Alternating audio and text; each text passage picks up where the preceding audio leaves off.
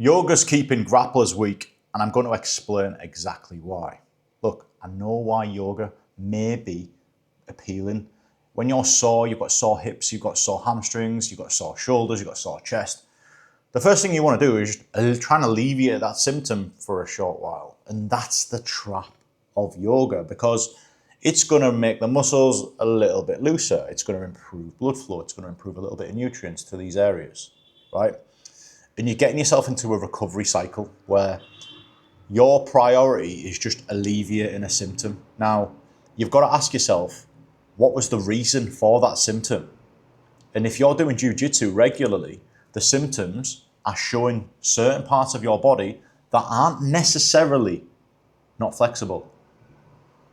These areas of your body are just struggling to cope with the demands of jiu-jitsu. Are they lacking in mobility?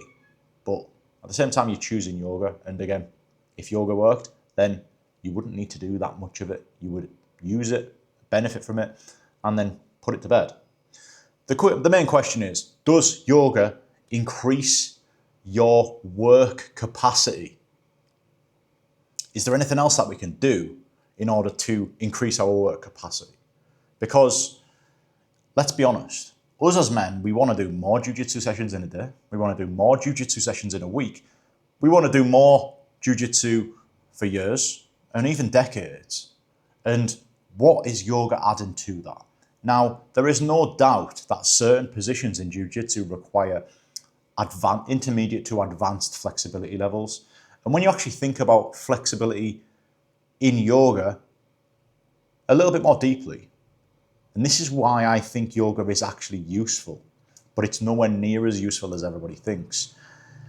Basically, what happens when you're at an end range is your muscles are clearly at the lengthened position, but your muscles are still active, right? So your muscles are still working isometrically, which is active, right? But they're active in the real lengthened positions. So you're actually building a little bit of strength in these end ranges. But that's one muscle contraction out of a potential 3 different muscle contractions. You've got the shortening, you've got the controlled lengthening, and then you've got that isometric contraction that is covered in yoga. So you've got to understand that you're still missing 2 crucial muscle contractions in order to build your capacity to absorb that 19-year-old white belt craziness, to stand up and absorb judokas throwing you, to produce force and absorb force. You don't get that in yoga. What yoga improves is your capacity range of motion temporarily, but it only improves it temporarily because most people do not strengthen those end ranges. So there's a huge gap with yoga, right?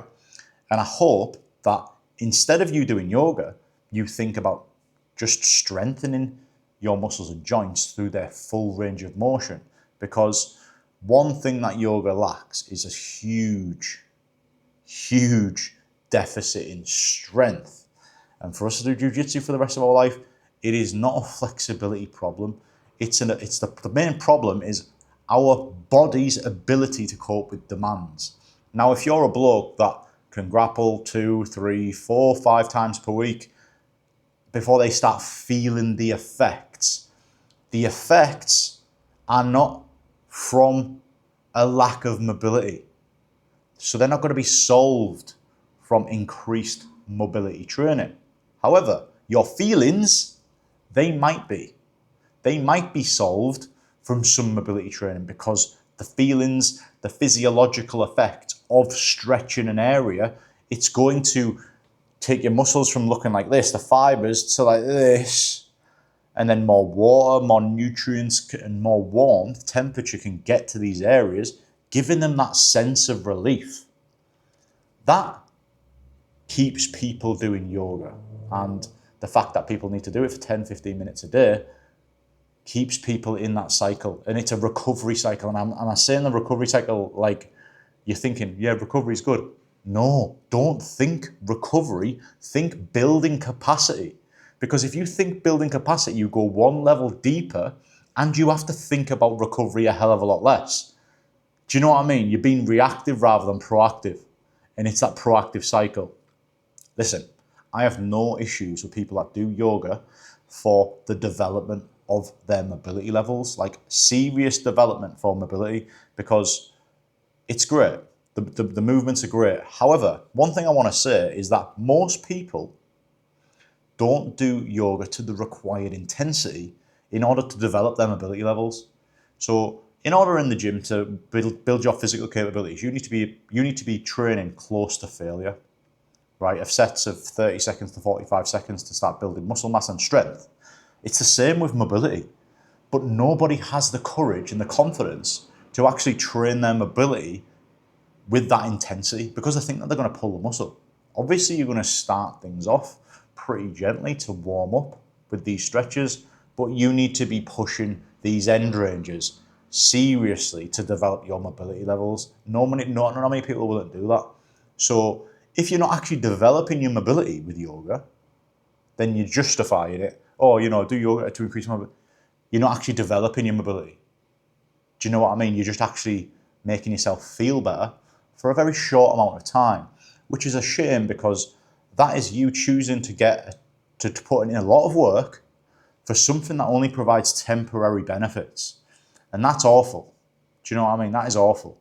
Now, one way I like to work mobility is if you've got a specific mobility problem or a specific mobility goal, for example, you want to be able to get into a body triangle position, we will be working specific, intense movements of the hips, whether that's hip flexors, whether that's glutes, whether that's hamstrings, with react coordination drills as well at these end ranges to get you into these positions and train with intensity, because intensity is what makes progress. So unfortunately, yoga's quite general as well. It's like Monday we're going to do our shoulders, Tuesday we're going to do our hamstrings.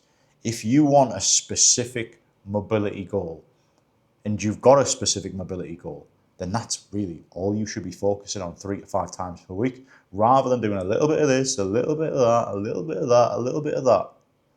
Remember, yoga only trains with body weight, so it's not actually that advanced, the end ranges of an isometric muscle contraction. That is basically a science way of saying you're training to a low intensity and a low effect only 1 of 3 muscle contractions.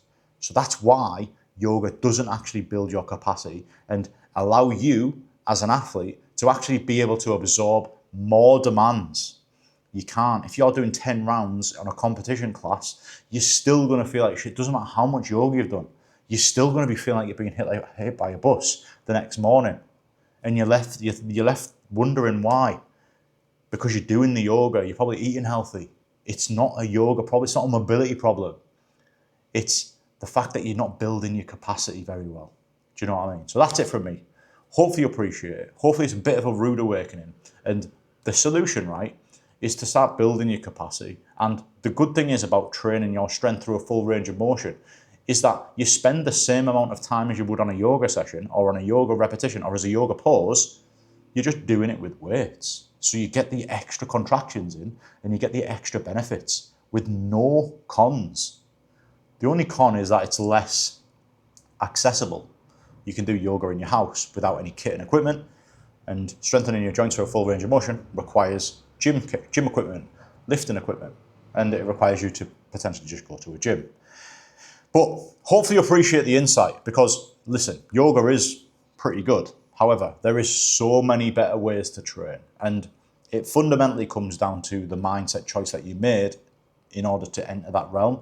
And if you can go back to that moment and you can think, was I being reactive? Should I probably be increasing my body's work capacity rather than choosing to stretch my muscles a little bit to get, a little bit of movement in your carcass for a couple of hours? That's it from me, boys. I will see you in the next one.